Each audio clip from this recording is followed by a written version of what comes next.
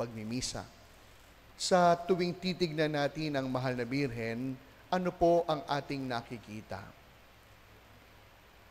Maraming pagkakataon sa tuwing titignan natin ang mahal na Birhen, nakikita natin ang larawan ng pagtalima.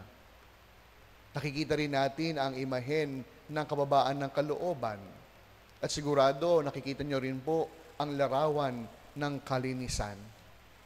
Kapag tumitingin tayo sa mahal na Birhen, naaalala natin kung paano siya nagbigay ng kanyang sarili sa pamamagitan ng kanyang oo, ng kanyang fiat, na handang talikdan ang sariling plano at kagustuhan, magbigay daan lamang sa dakilang plano at kalooban ng Diyos. Ito ang siyang mga larawang ating nakikita sa tuwing tayo tumitingin sa ating mahal na ina. Subalit, sa pagdiriwang natin ng dakilang kapistahan ng pag-aakyat sa langit, kaluluwa at katawan sa mahal na Birhen, ano ang dapat nating makita? What we should see. Sa pagtingin natin ngayon sa mahal na Birhen, dapat makita natin hindi lamang yung kanyang kalinisan, pagtalima, at kababaan ng kalooban, kundi dapat din natin makita ang ating kinabukasan. As we look to Our Lady, we should see our future. Dapat po nakikita natin ang ating hinaharap. Dapat nababanaagan natin ang ating kinabukasan. Anong ibig ko pong sabihin? Kung ang mahal na Birhen sa katapusan ng kanyang buhay sa mundo, hindi nakaranas ng lupit ng kamatayan at pagkaagnas ng katawan sapagkat iniakyat sa langit, kaluluwa at katawan, ito rin ang siyang dapat nating maging hantungan. Ito ang siyang dapat nating maging kahinatnan. Langit sa piling ng Diyos ang siyang tunay na naghihintay sa atin.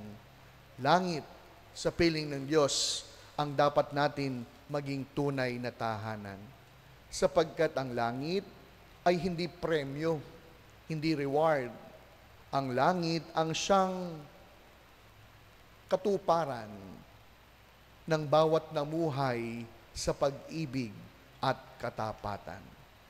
Although it's quite absurd and ironic, we want to be with God. Sino ba naman ang hindi? Taas ang kamay.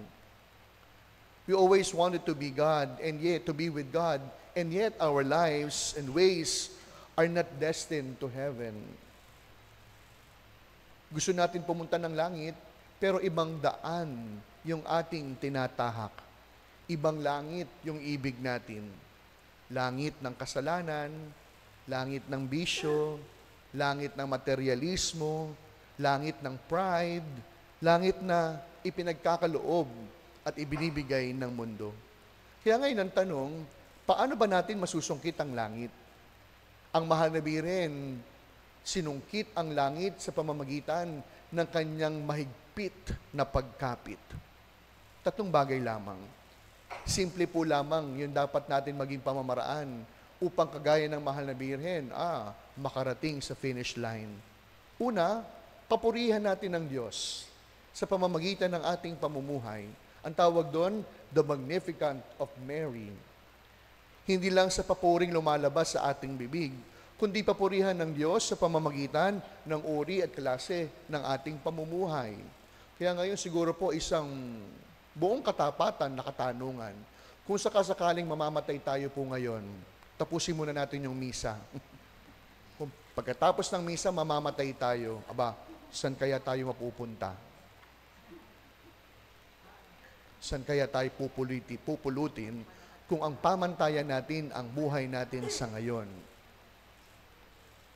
Ang unang daan patungo sa langit, ang Magnificat ng mahal na Birhen. Ang papurihan ng Diyos sa pamamagitan ng salita at ng ating gawa.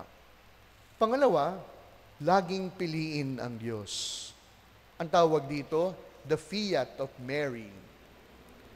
Ang pag-oo sa Diyos ay isang paraan upang humindi sa sarili. Dahil kapag umoo tayo sa Diyos, hihindi tayo sa kasalanan. Kapag umoo tayo sa Diyos, ito'y nangangahulugan ng pagtalikod sa ating sariling kagustuhan.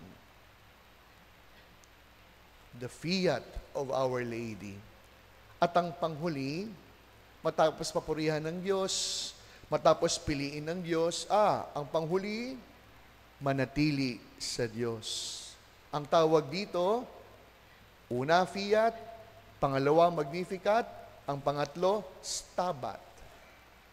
Our mother, the Virgin Mary, stood by the cross. She did not leave Jesus behind, but instead, she stand at the foot of the cross. Nanatili ang mahal na birhen sa paanan ng krus ni Jesus. And she always fixed her gaze to Jesus so that the Virgin Mary would always tell us, do what He tells you. Alam nyo, ito po isang Mariology 101. Sa lahat ng nagsasabing deboto ng mahal na birhen, sa lahat ng nagpapahayag na anak ako ng mahal na ina, isa lamang po yung sukatan.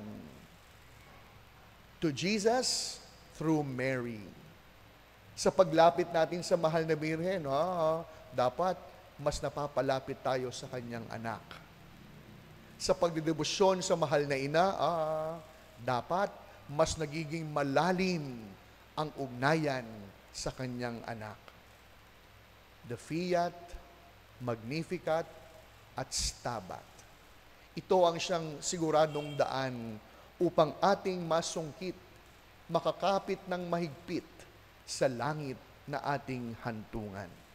Kaya sa pagpapatuloy po ng ating pagdiriwang, muli natin tignan ang mahal na ina. Kung siya nakauwi na ng tahanan, nagtagumpay sa pagkapit ng mahigpit, ipanalangin natin ang ating mga sarili. Nang sa gayon, kagaya ng ating mahal na ina, tayo rin makauwi sa tunay nating hantungan sa dapat nating tahanan.